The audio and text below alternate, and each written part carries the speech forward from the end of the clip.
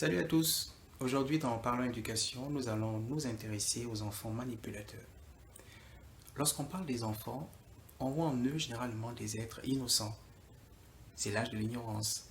Et certains adultes n'hésitent même pas à dire que les enfants sont incapables de mentir.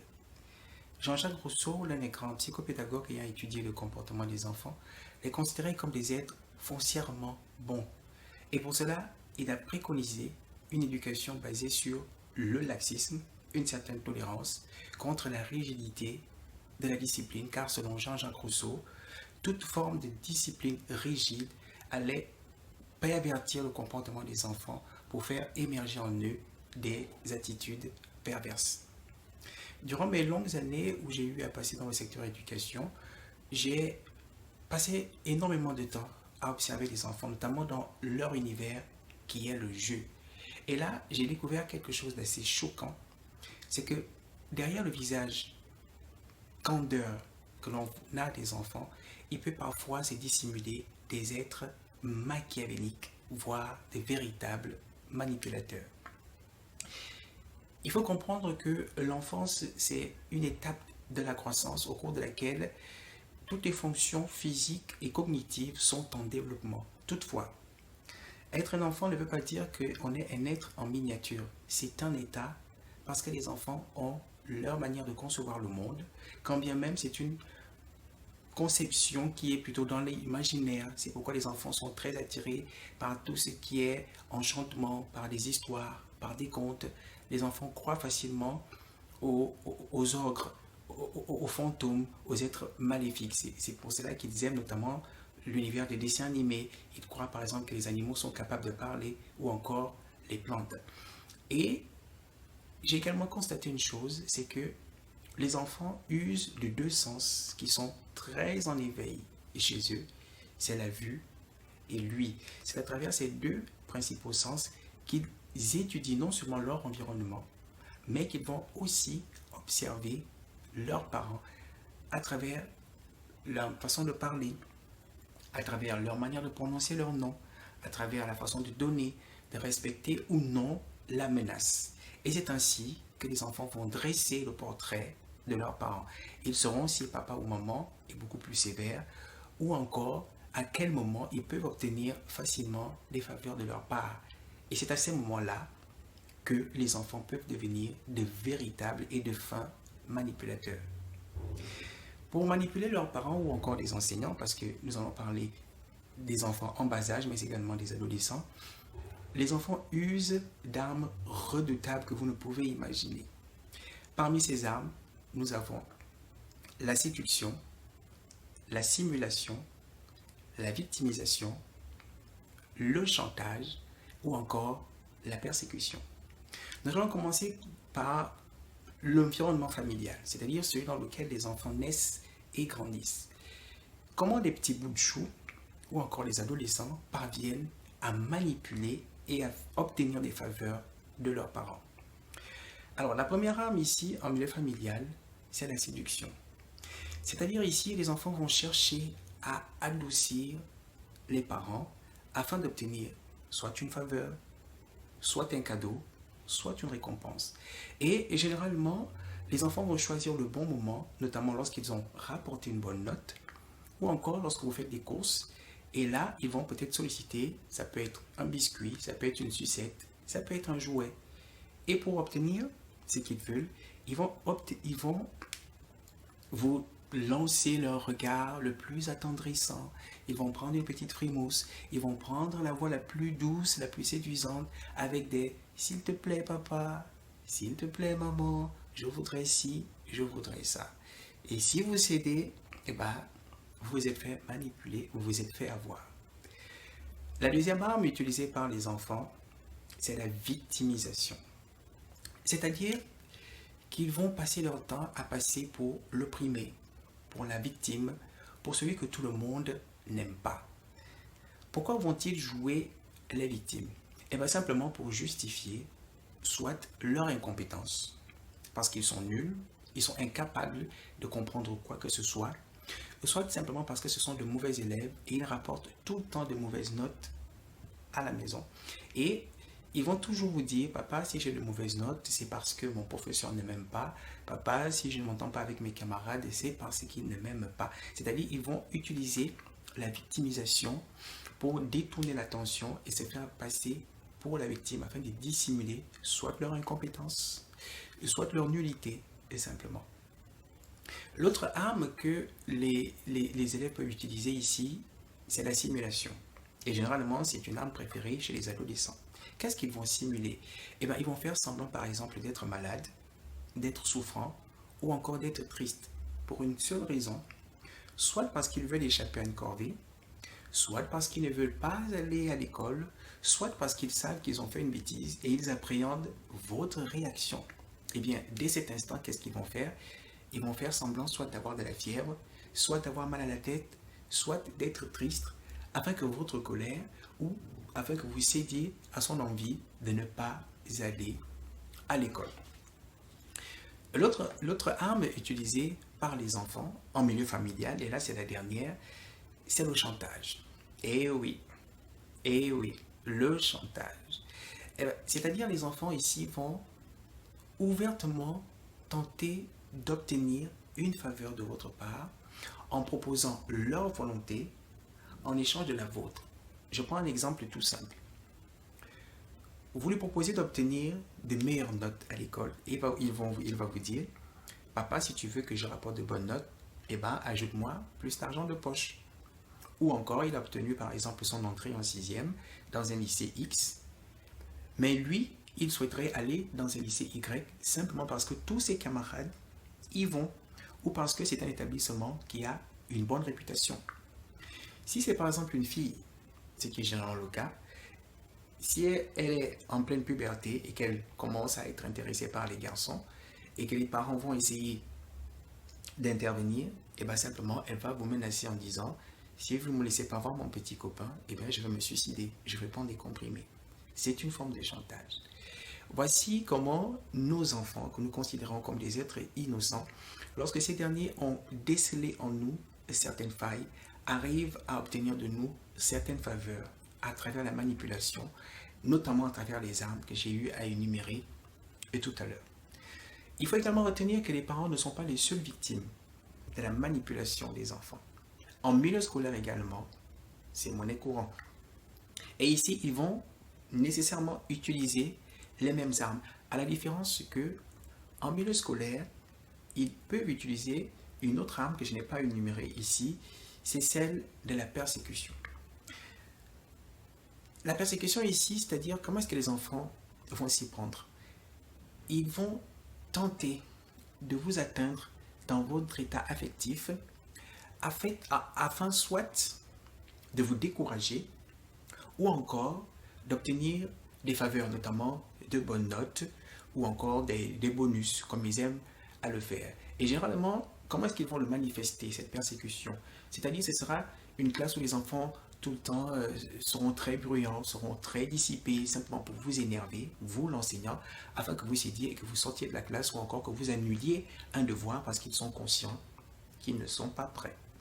Ou encore, ce sont des enfants qui vont se montrer extrêmement gentils, toujours derrière votre dos, monsieur, monsieur, s'il vous plaît, monsieur, parce qu'ils savent que vous êtes quelqu'un de faible et que vous allez céder. C'est une forme de persécution que nous vivons malheureusement en milieu scolaire. Si on revient maintenant sur les autres armes que les enfants utilisent en milieu familial et qu'ils peuvent également transposer en milieu scolaire, il y a évidemment aussi la séduction. Et là, qu'est-ce qu'ils vont faire? Ils vont passer leur temps à flatter l'ego de l'enseignant afin d'obtenir des bonus, afin d'obtenir de bonnes notes ou même encore afin de lui donner facilement des pots de vin. Ce seront toujours des petites expressions. Oh monsieur, vous êtes le meilleur professeur, vous êtes le meilleur enseignant, vous êtes plus gentil, etc. etc. Et qu'est-ce qu'ils peuvent faire également ici pour attirer votre attention? Ils peuvent, notamment c'est au cas des filles, glisser des lettres enflammées dans les devoirs. Et oui, c'est dur d'être enseignant et de réaliser à quel point nous voyons que les êtres que nous considérons comme innocents peuvent se révéler des êtres manipulateurs et machiavéliques. Ou encore, c'est à travers des petits cadeaux. Vous aurez par exemple des enfants, des élèves qui auront tendance à vous inviter, soit au restaurant, soit qui vont vous donner de l'argent et en disant que bon, ils veulent simplement vous payer votre carburant. Mais en fait, c'est une façon de vous acheter pour que vous ayez une dette. En dehors de la séduction, les élèves utilisent également comme arme en milieu scolaire la simulation. Alors là, ça, c'est carrément leur arme favorite. Et ici, la simulation, généralement, ils vont l'utiliser afin d'échapper soit à un devoir, parce qu'ils ne sont pas prêts, ou encore parce qu'ils veulent être inaptes au cours d'éducation physique et sportive. Et là, qu'est-ce qu'ils vont vous sortir? C'est leur carte, que je peux appeler ticket gagnant. Ils vont vous sortir une dispense pour prouver qu'ils sont inaptes à passer soit une épreuve sportive, soit ils n'ont pas pu, soit pour justifier leur absence à un devoir, alors qu'au fond, ils n'ont pas participé à ce devoir simplement parce qu'ils n'ont pas étudié. Donc, ils vont faire semblant. Et ils vont vous dire qu'ils étaient malades, ou encore ils vont emmener un certificat médical attestant qu'ils sont incapables de faire les PS. Donc, en dehors de la simulation et de la séduction, les élèves en milieu scolaire vont utiliser une autre arme que j'estime très dangereuse. Il s'agit du chantage. Et généralement, les enseignants qui réussissent à tomber dans le piège du chantage, ce sont ceux-là qui ont commis l'erreur d'avoir soit une relation sentimentale avec les élèves, soit une relation sexuelle avec elles. Parce que le but du chantage ici, c'est lequel? L'élève va chercher à intégrer la vie privée de l'enseignant, et découvrir un secret et utiliser cette arme et utiliser ces secrets comme une arme en le menaçant en échange des faveurs. Et généralement, quelles sont ces faveurs? C'est-à-dire obtenir de bonnes notes, au pire des cas, avoir de bonnes moyennes, simplement. Donc voilà comment nos chers enfants, que nous chérissons tant, que nous considérons tant comme des êtres innocents, arrivent à manipuler les adultes que nous sommes. Toutefois, il n'y a pas péril en demeure, parce qu'il est possible d'échapper au contrôle de la manipulation des élèves ou encore de son enfant. Comment cela est-il possible? En milieu familial, par exemple, vous devez apprendre à connaître exactement la personnalité de votre enfant, et ceci doit passer par l'observation. Observez votre enfant lorsqu'il joue par exemple dans la cour avec ses camarades, parce que généralement c'est dans le jeu que la véritable personnalité de votre enfant se révèle. Et à ce moment-là, vous allez percevoir en lui des aspects que vous n'imaginez peut-être pas. Peut-être que ce sera quelqu'un de dominant, peut-être que ce sera un leader, ou encore ce sera quelqu'un de très timide, ou encore de très paresseux qui se fera dominer par ses camarades. Donc, apprenez à observer vos enfants. Autre chose, soyez objectif dans votre jugement. C'est-à-dire, lorsque l'enfant vient tout le temps se plaindre auprès de vous, prenez soin d'écouter les deux versions. Généralement, lorsqu'il est en conflit, soit avec un de ses frères ou l'une de ses sœurs, ou encore avec un de ses camarades, prenez soin d'écouter les deux versions. Ne tranchez pas directement. Écoutez les deux versions afin que votre jugement soit objectif. Autre chose, vérifiez toujours les informations qui vous sont relayées par votre enfant. S'il vient tout le temps vous dire, papa ou maman, je suis persécuté à l'école, le professeur ne m'aime pas, c'est la raison pour laquelle je ramène de bonnes notes, c'est la raison pour laquelle j'ai repris la classe, allez vérifier l'information. C'est-à-dire, rendez-vous dans l'établissement que l'enfant fréquente et cherchez à rencontrer l'enseignant ou le professeur principal. Ayez un entretien avec ces derniers. Une autre manière de contourner la manipulation de l'enfant, sachez faire preuve de fermeté lorsque c'est nécessaire. C'est-à-dire, lorsque vous avez établi des règles et que vous avez menacé de le sanctionner ou de le punir au cas où il viendrait à les enfreindre, exécutez votre menace. C'est-à-dire, ne soyez pas ce parent qui passe son temps à menacer mais qui punit moins. Je vous l'ai dit tout à l'heure, les enfants sont très observateurs et ils vous étudient à travers cela. Donc, si vous les avez menacés à la base et qu'ils enfreignent la règle, appliquez la punition. C'est nécessaire. Et dans un autre cas, soyez beaucoup plus souple si vous estimez que l'acte qui a été posé n'a été que pur enfantillage. Voilà, donc ici, à partir de cet instant-là, l'enfant sera quelque peu déstabilisé et il ne saura pas souvent prévenir ou anticiper vos réactions. Une autre méthode qu'il faut utiliser, enfin, lorsque vous êtes un parent, sachez prendre vos enfants à leur propre jeu, c'est-à-dire sachez retourner les armes qu'ils utilisent pour vous manipuler contre eux. Par exemple, si votre enfant simule une maladie le matin, vous voulez le conduire à l'école et il vous dit non, je suis malade et j'ai mal à la tête, et bien c'est simple. Il dit oui, eh bien on va aller à l'hôpital pour qu'il se fasse examiner. Si votre enfant joue les victimes et qu'il justifie ses mauvaises notes en disant que c'est parce que l'enseignant ne l'aime pas, eh bien c'est simple. Dites-lui simplement qu'on ne peut pas plaire à tout le monde et que c'est à lui de s'imposer. Que si l'enseignant ne l'aime pas, il ne va pas à l'école pour séduire l'enseignant, il va à l'école pour obtenir de bonnes notes. Donc c'est à lui de travailler encore plus jusqu'au jour où il va faire céder l'enseignant. Vous voyez que si vous utilisez l'une de ces méthodes, vous arriverez à déjouer ici la manipulation de votre enfant. Maintenant, qu'en est-il lorsqu'on est enseignant? Eh bien, c'est tout simple. Il faut simplement vous maintenir dans votre rôle d'enseignant. L'éducateur, c'est vous, et non le contraire. Donc, il faut que les rapports que vous établissiez avec vos élèves soient bien établis dès le départ.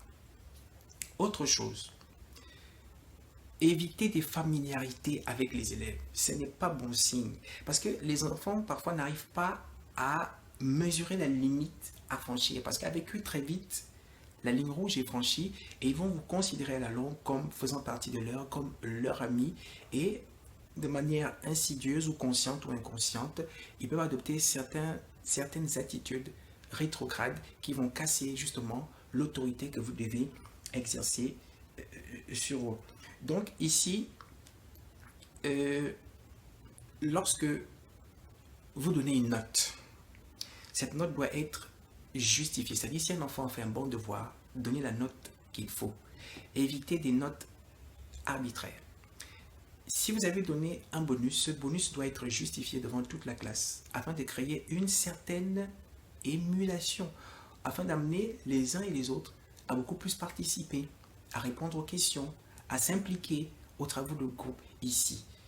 Donc, vous verrez que ici déjà, si les enfants avaient des a priori sur vous et que vous leur prouvez qu'ils n'ont pas bien fait le devoir, eh ben, ils vont se ressaisir et ils vont reconnaître leur tort. Enfin, la dernière méthode à adopter lorsqu'on est un enseignant pour échapper à la manipulation des enfants ici, soyez un enseignant juste envers tous et envers toutes. C'est-à-dire, soyez un enseignant objectif et inclusif.